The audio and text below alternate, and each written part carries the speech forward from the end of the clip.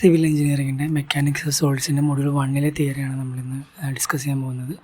ഒരു ഒബ്ജക്റ്റിൽ എക്സ്റ്റേണലായിട്ട് force apply ചെയ്യുമ്പോൾ അതിൽ ഡിഫോർമേഷൻ സംഭവിക്കും.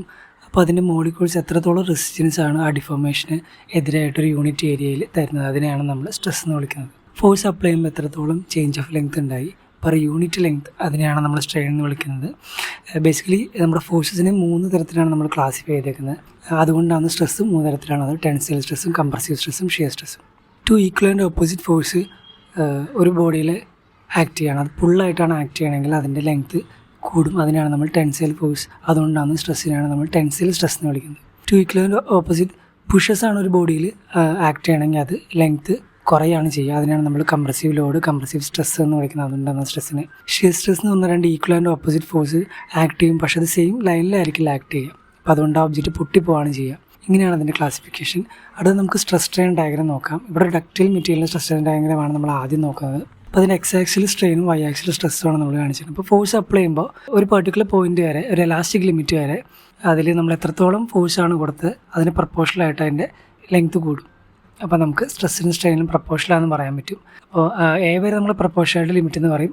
ബിനെയാണ് നമ്മൾ എലാസ്റ്റിക് ലിമിറ്റ് കൊണ്ട് റെപ്രസെൻറ്റ് ചെയ്യണം. സി എന്ന് പറഞ്ഞ പോയിന്റ് yield പോയിന്റ്, അവിടെ നമുക്ക് ബി ടു സിയിൽ ഫോഴ്സ് അപ്ലൈ ചെയ്യുമ്പോൾ ചെറിയൊരു എലോങ്ങേഷൻ സംഭവിക്കുക. അത് പ്ലാസ്റ്റിക് ആയിട്ടാണ് സംഭവിക്കുക. അതായത് ബോഡി പിന്നെ തിരിച്ച് ആ സ്റ്റേജിലേക്ക് വരില്ല. സിക്ക് ശേഷം പ്ലാസ്റ്റിക് ഡിഫോർമേഷൻ ഭയങ്കര കൂടുതലായിരിക്കും. പിന്നെ ഒരിക്കലും തിരിച്ച് ആ ഫോമിലേക്ക് വരില്ല. അതിൻ്റെ ഷേപ്പ് ചേഞ്ച് ആയിട്ടുണ്ടാവും. സി കഴിഞ്ഞാൽ പിന്നെ നമ്മൾ ഫോഴ്സ് അപ്ലൈ ചെയ്യാണ്ട് തന്നെ, അല്ലെങ്കിൽ മിനിമം ഫോഴ്സ് കൊണ്ട് തന്നെ അത് നന്നായിട്ട് ഡിഫോം ചെയ്യാൻ തുടങ്ങും. അങ്ങനെ മാക്സിമം ആയിട്ടുള്ള അതിന് അപ്ലൈ ചെയ്യാൻ പറ്റുന്ന ഒരു സ്ട്രെസ്സാണ് ഡി എന്ന് പറഞ്ഞ പോയിൻ്റ് കൊണ്ട് നമ്മൾ റെപ്രസെൻറ്റ് ചെയ്യുന്നത്. ഡി കഴിഞ്ഞാൽ പിന്നെ അത് ഡിഫോർമേഷൻ സംഭവിച്ചിട്ട് ബ്രേക്ക് ആവും. എന്നാൽ താഴെ ബ്രിട്ടിൽ മെറ്റീരിയലാണെങ്കിൽ ഫോഴ്സ് അപ്ലൈ ചെയ്യുമ്പോൾ അത് പെട്ടെന്ന് ഒരു പർട്ടിക്കുലർ പോയിന്റ് കഴിഞ്ഞാൽ അത് ബ്രേക്ക് ആവും. അതിൽ എലാസ്റ്റിക് റീജിയൺ കഴിഞ്ഞാൽ പിന്നെ പ്ലാസ്റ്റിക്കിലേക്ക് പോകുന്നില്ല, ഒറ്റയടിക്ക് ബ്രേക്ക് ആവും.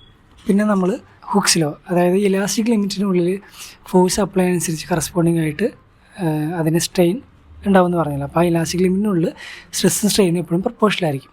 ഇത് ഈക്വൽ ആക്കാൻ വേണ്ടിയിട്ട് നമ്മൾ മൾട്ടിപ്ലൈ ചെയ്യുന്ന കോൺസ്റ്റൻ്റാണ് ഈ യങ്സ് മോഡുലസ് കൊണ്ട് നമ്മൾ പറഞ്ഞത്. അപ്പോൾ യങ്സ് മോഡുലസ് പറഞ്ഞാൽ സിഗ്മ ബൈ എപ്സിലോൺ ആണ്.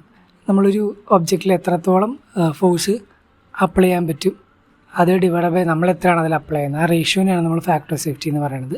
ഡക്റ്റൈൽ മെറ്റീരിയലിൽ അത് yield stress by working stress ആണെങ്കിൽ, ബ്രിട്ടിൽ മെറ്റീരിയലിൽ ultimate stress by working stress ആണ്.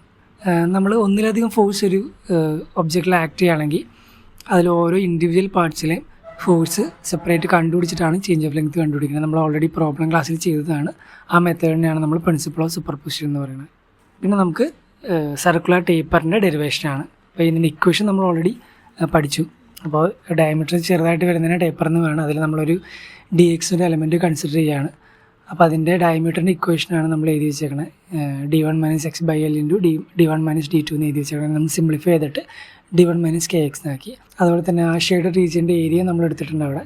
അപ്പോൾ സ്ട്രെസ് എന്ന് വെച്ചാൽ ഫോഴ്സ് ബൈ ഏരിയ ആണല്ലോ. അപ്പോൾ ഫോഴ്സ് പി ഇട്ട് കൊടുത്ത് ഏരിയ നമ്മൾ അടിയിൽ ഇട്ട് കൊടുത്തു. അങ്ങനെ സിംപ്ലിഫൈ ചെയ്തു. സ്ട്രെയിൻ എന്ന് വെച്ചാൽ സിഗ്മ ബൈ ഇ.